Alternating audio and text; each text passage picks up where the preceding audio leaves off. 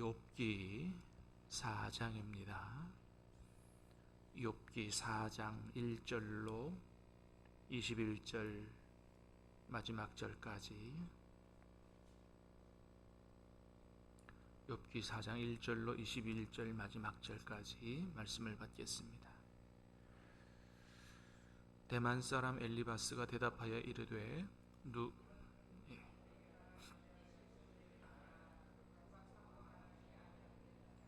보라, 전에 내가 여러 사람을 훈계하였고 손이 늘어진 자를 강하게 하였고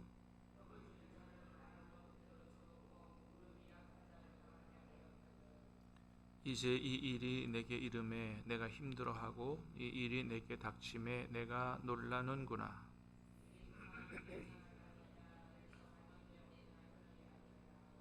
생각하여 보라, 죄 없이 망한 자가 누구인가? 정직한 자의 끊어짐이 어디 있는가?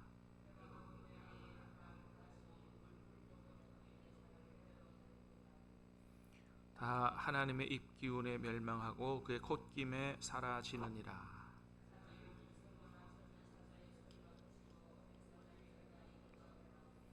사자는 사냥한 것이 없어 죽어가고 암사자의 새끼는 흩어지느니라.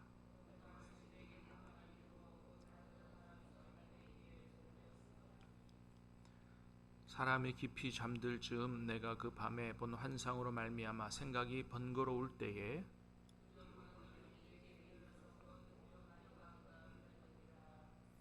그때에 영이 내 앞으로 지나매 내 몸에 털이 쭈뼛하였느니라.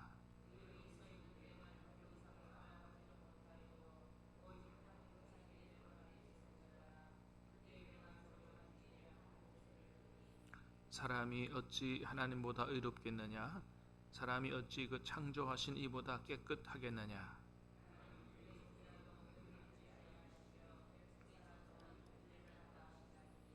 하물며 흙집에 살며 티끌로 털을 삼고 하루살이 앞에서라도 무너질 자이겠느냐?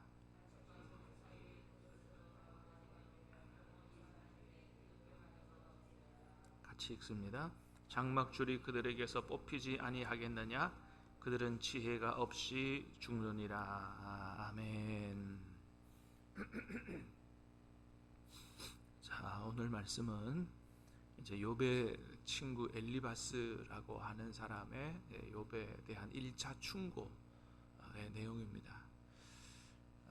욥이 굉장히 고난을 당하고 있으니까 처음에 친구들이 와서 위로하러 왔는데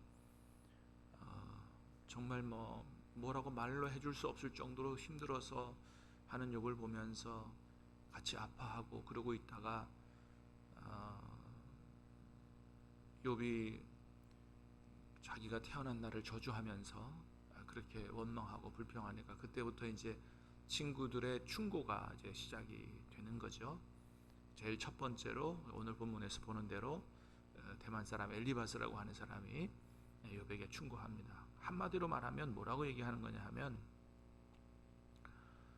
내가 당하는 고난이 그냥 온 게 아니라 네가 하나님 앞에 뭔가 잘못하고 죄를 졌기 때문에 이렇게 지금 고난을 당하는 거다, 이 얘기를 하고 있는 거예요. 친구들의 충고가 주로 다 이런 쪽의 이야기입니다. 야, 네가 그냥 고난 당하냐? 하나님은 공평하신 분이셔. 하나님은 틀림이 없는 분이기 때문에 네가 뭔가 잘못하고 죄를 졌기 때문에 고난을 당하는 거야. 그러니까 회개해. 이런 식의 얘기를 하는 거죠. 자, 7절에서 우리 9절을 한번 7절에서 9절까지 다시 한번 보겠습니다. 시작. 생각하여 보라, 죄 없이 망한 자가 누구인가? 정직한 자의 끊어짐이 어디 있는가? 내가 보건대 악을 밭갈고 독을 뿌리는 자는 그대로 거두나니 다 하나님의 입 가운데 멸망하고 그의 콧김에 사라지느니라. 아멘. 자, 생각하여 보라, 죄 없이 망하는 자가 누구인가? 정직한 자의 끊어짐이 어디 있는가? 자, 이런 걸 가리켜서 흔히 뭐라고 얘기하냐면 인과응보의 법칙이다, 이렇게 얘기합니다. 인과응보의 법칙이다. 다시 말하면 원인이 없는 결과가 없다라고 하는 거죠.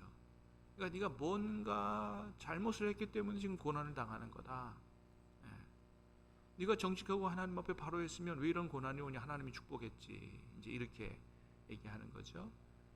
하여튼 원인이 있었기 때문에 지금 결과가 왔다. 인과응보의 법칙이라고 얘기합니다. 자, 이게 틀린 말이 아니에요. 이게 맞는 말입니다. 자, 그런데 맞는 말이긴 한데 다 맞는 말은 아니라는 거예요. 예외도 있다. 요거를 얘기하는 책이 뭐냐 하면 욥기예요. 기본적으로 우리가 받아들이고 지키고 해야 되는 일상적인 규범, 그게 있지만 그게 다 그렇게만 되지는 않는다. 예외도 있다. 그래서 보통 우리가 잠언, 욥기, 또 전도서, 이걸 지혜서라 그래요. 지혜서. 다 지혜서. 인생을 살아가는 데 있어서 우리에게 하나님의 지혜를 가르쳐 주는데, 이게 똑같은 지혜서인데 어떻게 다르냐? 잠언은 일상적인 지혜를 가르쳐 주는 거예요. 다시 말하면 일반적 규범의 지혜. 여러분, 우리가 이제 아이들이 학교를 이렇게 가거나 직장 출근할 때 교통 신호를 지켜야 됩니까? 말아야 됩니까? 사고 나지 않고 다치지 않으려면 교통 신호를 지킬 건 지키면서 가야 되는 거죠. 그러니까 요런 지혜와 지식을 학교나 부모님들이 가르쳐 주죠. 곧 일상적인 규범이에요. 근데 신호를 잘 지킨다고 사고가 전혀 안 나느냐? 그렇진 않죠. 난 신호 잘 지키고 하는데 누가 와서 받아버렸어. 내지는 막 강풍이 불어가지고 차가 밀려가지고 무슨 사고가 났든지, 길이 미끄러워가지고 해가지고 사고 나든지, 예외가 있단 말이죠. 그러니까 요거 예외가 있는 지혜를 가르쳐 주는 게 욥기예요. 그다음에 전도서는 뭐냐면 일상적인 규범과 그 외에 예외적인 규범을 다 경험하고 난 다음에 인생을 다 살고 노년에 가서 우리 인생이 이렇다. 인생은 이렇게 살아야 된다라고 모든 지혜를 정리해가지고 가르쳐 주는 책이 바로 전도서라고 하는 책입니다. 그래서 우리 인생에 비유해 보면 금방도 말씀드렸던 것처럼 기본적으로 지켜야 될 규범, 지혜, 지식, 학교에서나 또는 부모님들이 가르쳐주는, 또 교과서를 통해서 얻는 이런 것을 기본적인 일상적인 규범을 가르쳐주는 지혜가 어떤 책이라고요? 잠언이라고 한다면, 실제로 학교 졸업하고 나가가지고 인생을 살아보니까 교과서대로 되지는 않더라. 예외가 얼마든지 있더라. 그게 욥기고, 모든 인생을 살아보고 규범적으로도 살아보고 예외적으로도 살아보고 모든 지혜를 통틀어서 전해주는 게 바로 전도서다. 이렇게 볼 수가 있습니다. 자, 엘리바스의 충고는 틀린 말은 아니지만 뭐라고요? 그게 규범적, 잠언적 지혜라고 한다면 그게 다 맞는 거는 아니다 하는 것을 이제 가르쳐 주는 거죠. 일상적인 규범을 초월해서 일하시는 그런 하나님의 거대한 섭리를 지금 이 엘리바스는 기본적으로 배운 일상적인 규범의 틀에 얽매여서 그걸 이해하지 못하고 있는 거죠. 그러니까 그 처음 교과서로 배운 그 기본적인 그 규범으로 가지고만 지금 사실 욥은 그 규범적인 일상적인 어떤 그 틀 안에서 벗어난 고난을 당하고 있는데, 그 하나님의 거대한 섭리를 이해하지 못하고 교과서에서 배운 대로만 갖고 얘기하니까 어떻게 되냐면 위로가 안 되고 이게 2차 가해가 지금 되고 있는 거죠. 그렇지 않아도 지금 힘들어 죽겠는데 옆에 친구들이 와가지고, 여러분 욥기 1장에서 어떻게 시작합니까? 욥이 어떤 잔칫날이 되면은 혹시나 우리 아이들이 죄를 범하지는 않았을까? 그래서 애들 데려다가 제사를 지내고, 그죠? 그렇게. 그 다음에 하나님도 사탄 앞에서 세상에 이렇게 정직하고 온전하여 하나님을 섬기는 자가 없다고 그렇게 하나님이 인정하고 칭찬하는 것으로 1장이 시작하잖아요. 그러니까 이걸 왜 그렇게 시작하냐면은 욥이 앞으로 당하는 고난이 그의 잘못으로 온 게 아니라고 하는 것을 얘기를 해주는 겁니다. 이렇게 죄가 이 잘못, 이런 엄청난 고난이 이 욥의 고난으로 온 것이 아닌데도 불구하고 잘 알지 못하면서 내가 알고 있는 얄팍한 어떤 지식 가지고 그런 경험 갖고 그렇게 네가 잘못했고 죄지었다 그랬으니까 왔다 이렇게 하니까 이제 2차 가해가 되는 것이죠. 요즘 그 2차 가해라는 말 많이 쓰지 않습니까? 그렇게 보면 지금 이 친구가 그렇게 2차 가해를 다 가하고 있는 거죠. 그래서 우리 형제들이나 주변에 있는 사람들이 괴로움을 당하고 고난 당할 때 조심해야 됩니다. 말하는 거 조심해서 해야 돼요. 그러니까 제일 좋은 건 뭐냐면 뭐라고 자꾸 이렇게 가르쳐 주려고 그러고 지적질 하려고 그러고 그렇게 하지 말고 뭐예요? 함께 울어주고 함께 아파하고 말하지 않아도 괜찮다 이거죠. 같이 아파해 주는 거. 그래서 로마서에서 뭐라 그래요? 아파하는 자와 함께 아파하고 웃는 자와 같이 울어라. 웃어라. 그렇게 얘기하죠. 자, 욥의 고난이 온 이유를 크게 두 가지 말하자면 우리가 앞에서 본 대로 하나님이 사탄에게 욥은 내가 세상적인 축복을 주지 않아도 변함없이 나를 사랑하고 나를 섬기는 사람이다. 믿음의 사람이다. 이거를 보여주기 위해서거든요.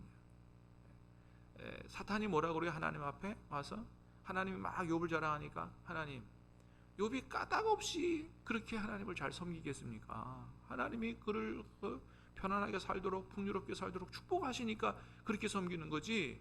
하나님 그거 다 걷어가 봐 주십시오. 그러니까 욥이 그렇게 여전히 하나님을 섬기는가? 그 하나님이 들으시고 그래? 내가 생각할 때는 그렇지 않을 것 같다. 네가 볼 때 그런 것 같느냐? 그렇다면 한번 네가 뺏어봐라. 욥이 진짜 변하나?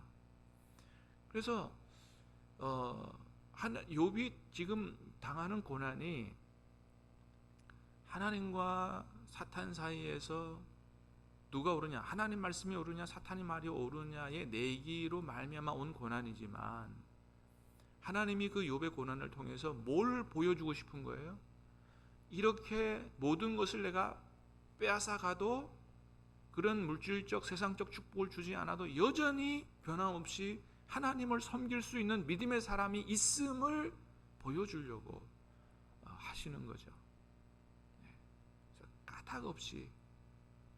그래서 여러분 우리가 뭘 어떻게 했기 때문에 뭐 이렇게 좋은 일이 있고 하나님이 우리 물질적 축복하고 직장도 잘 되게 하고 자녀들 잘 되게 했기 때문에 내지는 또 뭐 그런 축복을 받기 위하여 하나님을 섬기는 이런 믿음은 아닌지 우리가 잘 좀 돌아볼 필요가 있다. 정말 하나님이 우리에게 원하시는 것은 뭐예요? 그런 것이 없어도 하나님을 하나님으로 섬기는 그런 믿음을 하나님이 원하시고 얼마든지 그런 사람이 그런 믿음이 있다고 하는 것을 말씀하시는 것입니다. 사실 왜 그런 믿음을 요구하시냐 하면 까닭 없는 믿음을 요구하시느냐. 하나님이 우리를 까닭 없이 사랑하시고 까닭 없이 축복하시기 때문이에요. 여러분 우리가 이렇게 생명을 얻고 이 세상에서 사실 모든 게 다 하나님의 축복이고 그런데 어떻게 우리가 살아갑니까?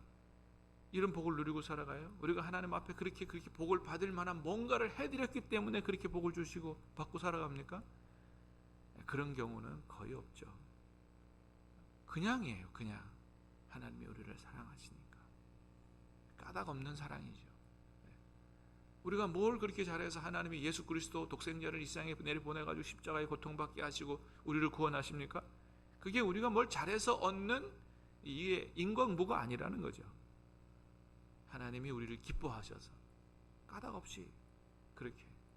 그래서 하나님이 우리에게 그런 믿음과 그런 사랑을 원하시는 거죠. 성경에 보면 그런 믿음을 가진 사람들이 있죠. 다니엘과 세 친구 같은 경우죠. 다니엘의 세 친구 같은 경우에 느부갓네살이 금신상에게 절해라 그랬더니 뭐라 그래요? 절하지 않으면 풀무불에 다 넣어가지고 죽이겠다 그렇게 협박을 해도 그래도 금신상에게 절하지 않겠다고. 우리가 풀무불에 들어가도 전능하신 하나님이 우리를 구원하시겠거니와 그리 아니하실지라도 우리는 금신상에게 절하지 않겠습니다. 그러니까 이 사람들의 믿음이 바로 그런 믿음이에요. 까닭이 없는, 뭔가 하나님께서 내게 잘해줬기 때문에 내가 하나님을 섬기는 믿음이 아니라는 거죠. 하나님의 하나님 되심을 인정하고 모든 여건과 환경을 초월해서 하나님을 섬길 수 있는 이런 믿음. 사랑하는 여러분, 저와 여러분도 그런 믿음 가질 수 있기를 주님의 이름으로 축복합니다. 그러니까 하나님이 욥을 이렇게 믿으시는 거예요. 내가 볼 때 욥이라는 사람은 그런 믿음 가진 사람이야. 두 번째, 하나님이 욥에게 이런 고난을 허락한 이유가 있다면 이 모든 어려운 과정들을 통해서 나중에는 귀로만 듣던 하나님을 눈으로 볼 수 있는 하나님으로 허락해 주시기 위해서. 그러니까 나중에 그런 고백하죠. 내가 이제까지 귀로만 들었었더니 이제는 하나님을 눈으로 배움나이다 라고 하는 고백을 하죠. 나중에 욥이 잃어버린 것에 대한 축복을 2배나 받습니다. 또 어떤 분은 하나님이 이런 고난을 허락하신 게 2배의 축복을 허락해 주시기 위해서다 이렇게 얘기하는 사람도 있는데 그거는 아니에요. 그러기 위해서, 그것 때문에 우리를 괴롭게 하시는 하나님이 아니다. 그래서 여러분, 우리는 욥기를 보면서 내가 이해할 수 없고 정말 받아들일 수 없을 만큼 희한한 어려움이 있지만은 항상 하나님은 오롯이다. 우리가 다 이해할 수 없어요. 그러나 항상 하나님은 오롯이다 라고 하는 믿음을 가져야 한다. 여러분, 우리가 지금 이해할 수 없는, 참 받아들이기 어려운, 해석되지 않는 어려움이 있더라도 여러분 다 하나님의 섭리와 손안에 있다는 사실을 믿고 나중에 모든 것이 합력하여 선을 이루게 하실 줄로 믿고 여러분 감사함으로 믿음으로 승리할 수 있기를 주님의 이름으로 축복합니다. 자, 12절에서 19절까지 좀 깁니다. 한번 읽어보겠습니다. 12절에서 19절. 자, 엘리바스의 체험이에요. 시작. 어떤 사람이 내게 가만히 이르고 그 가나다란 소리가 내 귀에 들렸었나니 사람이 깊이 잠들 즈음 내가 그 밤에 본 환상으로 말미암아 생각이 번거로울 때에 두려움과 떨림이 내게 이르러서 모든 뼈마디가 흔들렸느니라. 그때에 영이 내 앞으로 지나매 내 몸에 털이 쭈뼛하였느니라. 그 영이 서 있는데 나도 그 형상을 알아보지는 못하여 오직 한 형상이 내 눈앞에 있었느니라. 그때에 내가 조용한 중에 한 목소리를 들으니 사람이 어찌 하나님보다 의롭겠느냐? 사람이 이보다 깨끗하겠느냐? 하나님은 그의 종이라도 그대로 믿지 아니하시며 그의 천사라도 미련하다 하시며 그의 흙집에 살며 띠끌로 털을 삼고 하루살이 앞에서라도 무너질 자이겠느냐. 아멘. 자, 지금 엘리바스가 욥에게 맞게 충고하죠. 17절에 보니까 그랬어요. 사람이 어찌 하나님보다 의롭겠느냐? 어찌 그 창조하신 이보다 깨끗하겠느냐? 맞죠, 그죠? 욥의 친구들의 말이 다 틀린 건 아니에요. 맞아요. 하나님은 그의 종이라도 그대로 믿지 아니하시며 그의 천사라도 미련하다 하시나니 하물며 흙집에 살며 티끌로 털을 삼고 하루살이 앞에서라도 무너질 자이겠느냐. 자, 지금 이런 그 충고의 근거로 뭘 얘기했냐면 자기가 어떤 영적인 존재를 만났다는 거예요. 그러니까 환상을 봤다는 거예요. 음성을 들었다는 거예요. 그래서 이런 얘기를 지금 하는 겁니다. 지금 내 생각으로 얘기하는 게 아니야. 내가 잠들 쯤에 환상도 받고 내가 어떤 영이 지나가고 영이 내게 말씀하시는 소리를 들었어.